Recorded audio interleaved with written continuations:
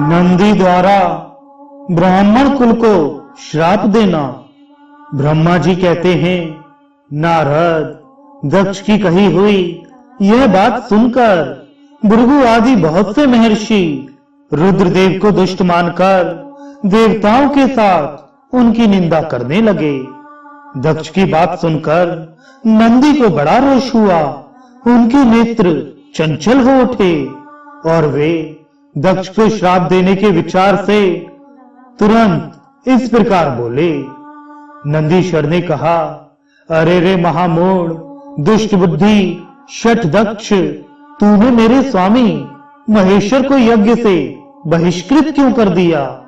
जिनके स्मरण मात्र से यज्ञ सफल और तीर्थ पवित्र हो जाते हैं, उन्हीं महादेव जी को तूने श्राप कैसे दे दिया? दुर्बुद्धि दक्ष, तूने ब्राह्मण जात की चपलता से प्रेरित हो इन रुद्रदेव को व्यर्थ ही श्राप दे डाला है।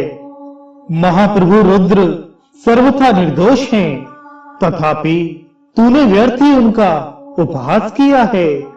ब्राह्मणाधम, जिन्होंने इस जगत की सृष्टि की, जो इसका पालन करते हैं और अंत में जिनके द्वारा इसका संहार होगा, उन्हीं इन महेश्वर रूप को तूने श्राप कैसे दे दिया? नंदी के इस प्रकार फटकारने पर प्रजापति दक्ष रोष से आग बबूला हो गए और उन्हें श्राप देते हुए बोले, अरे रुद्रगणों, तुम सब लोग वेद से बहिष्कृत हो जाओ। वैदिक मार्ग से भ्रष्ट तथा महर्षियों द्वारा प्रत्यक्त हो पाखंडवाद में लग जाओ और शिष्टाचार से दूर रहो। सिर पर जटा और शरीर में भस्म एवं हड्डियों के आभूषण धारण करके मद्यपान में आसक्त रहो। जब दक्ष ने शिव के पार्षदों को इस प्रकार श्राप दे दिया, तब उस श्राप को सुनकर शिव के प्रिय भक्त नंदी अत्यंत रोष के वशीभूत हो गए। शिलाद पुत्र नंदी भगवान शिव के प्रिय पार्षद और तेजस्वी हैं। वे गर्व से भरे हुए महादुष्ट दक्ष को तत्काल इस प्रकार उत्तर देने लगे। नंदीश्वर बोले, अरे शठ, दुर्बुद्धि दक्ष, तूने शिव के तत्व का बिल्कुल ज्ञान नहीं पाया, अतः तूने शिव के पार्षदों को व्यर्थ ही श्राप दिया है। अहंकारी दक्ष, जिनके चित्त में दुष्टता भरी है, उन भृगु आदि ने भी ब्राह्मणत्व के अभिमान में आकर महाप्रभु महेश्वर का उपहास किया है। अतः यहाँ जो भगवान रुद्र से विमुख तुझ जैसे दुष्ट ब्राह्मण विद्यमान हैं, उनको मैं रुद्र तेज के प्रभाव से ही श्राप दे रहा हूं। तुझ जैसे ब्राह्मण कर्म फल के प्रशंसक वेदवाद में फंसकर वेद के तत्व ज्ञान से शून्य हो जाएं।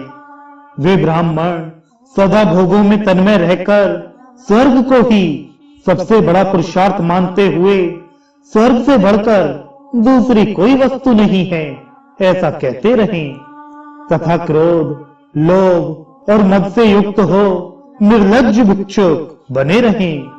कितने ही ब्राह्मण वेद मार्ग को सामने रखकर शूद्रों का यज्ञ कराने वाले और दरिद्र होंगे, सदा दान लेने में ही लगे रहेंगे। दूषित दान ग्रहण करने के कारण वे सबके सब नरकगामी होंगे। दक्ष, उनमें से कुछ ब्राह्मण तो ब्रह्म राक्षस भी होंगे। जो परमेश्वर शिव को सामान्य देवता समझकर उनसे द्रोह करता है, वह दुष्ट बुद्धि वाला प्रजापति दक्ष तत्व ज्ञान से विमुख हो जाए। यह विषय सुख की इच्छा से कामना रूपी कपट से युक्त धर्म वाले गृहस्थाश्रम में आसक्त रहकर कर्म कांड का तथा कर्म फल की प्रशंसा करने वाले सनातन वेदवाद का ही विस्तार करता रहे। इसका आनंदमय मुख नष्ट हो जाए, यह आत्मज्ञान को भूलकर पशु के समान हो जाए, तथा यह दक्ष कर्म भ्रष्ट हो शीघ्र ही बकरे के मुख से युक्त हो जाए। इस प्रकार कुपित हुए नंदी ने जब ब्राह्मणों को और दक्ष ने महादेव जी को श्राप दिया, तब वहां महान हाहाकार मच गया। नारद, मैं वेदों का प्रतिपादक होने के कारण शिव तत्व को जानता हूं, इसलिए दक्ष का वह श्राप सुनकर मैंने बारंबार उसकी तथा भृगु आदि ब्राह्मणों की भी निंदा की। सदाशिव महादेव जी भी नंदी की वह बात सुनकर हंसते हुए से मधुर वाणी में बोले। वे नंदी को समझाने लगे